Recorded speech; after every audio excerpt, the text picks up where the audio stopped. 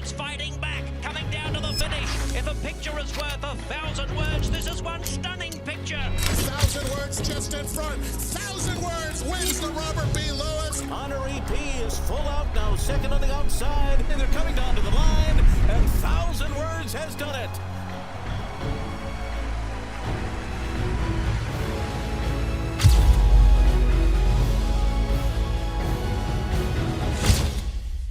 Hello, everybody. Mike Welsch. Happy to be back at Churchill Downs with the 2022 edition of the Daily Racing Form Kentucky Derby Clock Report, brought to you by Spendthrift Farm. As always, the first report each year, we're standing in the stall, occupied in the post-parade by last year's winner, Mandaloon. Last year's now official winner, Mandaloon. The question is now what stall will be standing in next year. Hopefully, after watching some of these videos, watching the works here for the next week or 10 days, we'll have a better idea of who that may be. About half of the Derby horses, maybe a little bit more, are currently on the ground. Still a lot of workers outside of here, and we'll talk about one of them anyway later in the report. But for now, we'll concentrate on the horses here at Churchill Downs. Workouts today. Probably the best work of the day anyway for me was by Cyberknife. It was the earliest work of the day too. Right after the track opened at 5:15, Brad Cox likes to get him out early and get the work over with, especially important works like the one for Cyberknife. He went in company, broke up several lengths behind a workmate. It was easily the best, pulled away, went 5/8 in a minute flat, 3/4 in 1:12, and just under 2/5 of a second, 1:24 and 2. 1:39 and 4, pulling up a full mile. I like the energy he showed. He did it easily, had Florent Giroux aboard. I thought it was an excellent work. Now, I did talk to some regulars here that have seen Cyberknife. This is the first time I've seen Cyberknife work, but some of the regulars here that have seen him work many times say he is a very good workhorse. So you got to take that into consideration. But all in all, I think it shows that he's coming up to the Derby in good form. He'll probably have one more easier work here next Friday. At next weekend at 7:30 now, the special Derby Oaks session. It's 15 minutes reserved just for Derby and Oaks horses. We had several Derby workers today, including the Ken McPeek team of Smile Happy and Tiz the Bomb. Tiz the Bomb broke up about a length back outside. They finished pretty much on even terms, so Tiz the Bomb got a bit faster time, 1 minute and a fifth as compared to 1 minute and 2/5 for Smile Happy. I thought Smile Happy was going a little easier, though.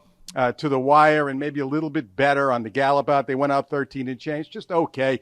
Smile Happy did get warm in the coat this morning, which it is a warm day here and seasonably warm, but you never like seeing that. It's not that hot. It's not like being back in Florida. Remember, he wintered in Florida for the last several months. So that's Smile Happy and Tiz the Bomb for trainer Ken McPeek. And then Un Ojo also worked. I thought he went pretty well, 35 to 59 and 3. Finished up okay under a little nudging pressure to the wire, and was asked to go out 3/4 in 12 and 3.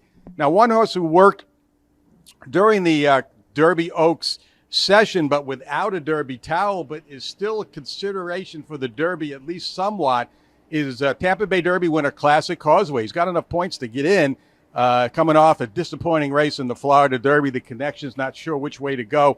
But the Classic Causeway did have Irad Ortiz up. The alternative race for him would be the Pat Day Mile, and he looked good this morning. He went 5 furlongs in 1 minute and 3/5, galloped out 14 and 1 and 27 and 4, did it easily. So we'll wait a decision on Classic Causeway's Derby status as we move forward.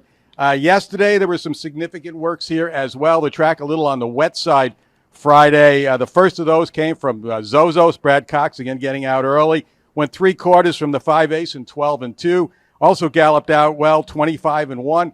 Went in company with a stablemate named Folsom, an older horse, a graded stakes winner. Not only stayed with him, but I thought was edging away from him on the gallop out. So made a good impression, other than he had his head cocked out coming down the stretch the entire way, almost looking into the grandstand the entire way down the stretch. Again, another horse I haven't seen work before. This may just be him. Showed good energy during the work and on the gallop out, so you got to like that. Also, a couple of weeks out from the main event. Trainer Todd Fletcher had 2 of his 3 potential Derby horses work here yesterday, and a contrast in styles. Mo Donegal, the Wood runner-up, just a very easy half mile and 50 and change, having run just a couple of weeks ago. And Charge It, a much more serious work. Now, Charge It playing a little catch-up. He's only had 3 career starts. He was a little green.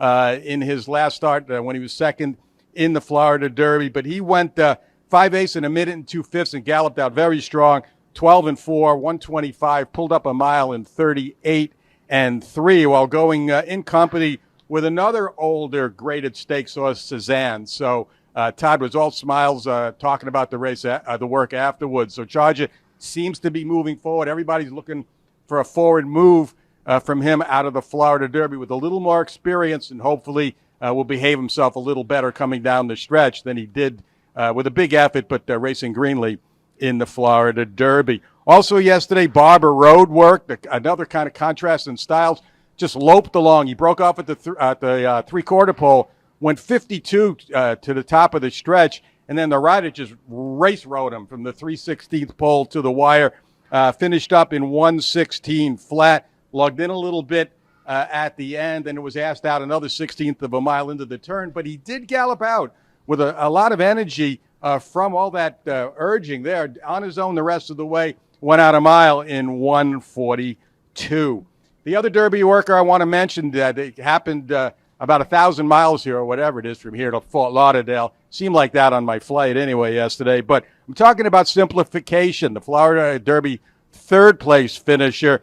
Yeah, this was his second work coming out of the Florida Derby. His first work was terrific. His second work might have been even better. That was yesterday. Went 5/8 and 59-2 with jockey Junior Alvarado aboard. Now, Junior is subbing for his regular rider, Jose Ortiz, who obviously has been here in Kentucky. But he went an easy 5/8 and 59-2, and then the gallop out just wowed you. And it's the same thing he did last week. He just kept going and going, three-quarters, and he shaded 112, then 124 for 7/8, pulled up a mile in 137-2. Now, the racetrack was on the fast side yesterday. Take that into consideration a little bit, but I love to see horses that gallop out like that. This is the second time in a row coming out of the Florida Derby. He did the same thing going into the Florida Derby. I thought he was sneaky good.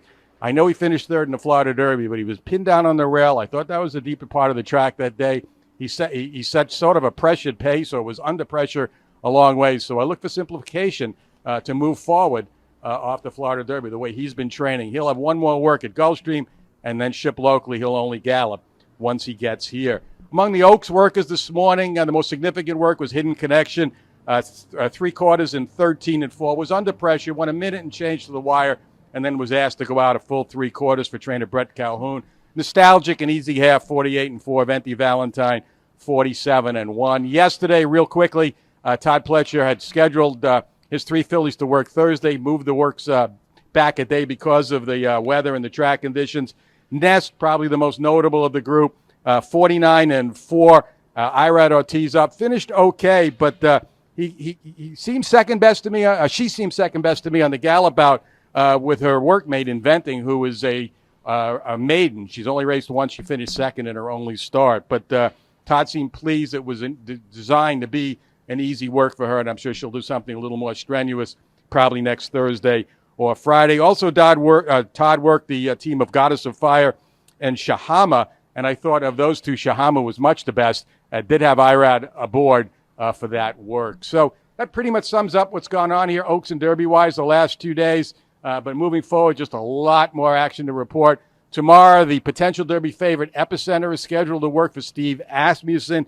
And also, I believe, Secret Oath will finally work. She has had her work pushed back a couple of days for trainer Wayne Lucas. And we'll be here. We'll be here tomorrow, and we'll be on site right straight through Kentucky Derby 2022. So keep it right here for the best coverage of this year's Kentucky Derby, Kentucky Oaks at DRF.com.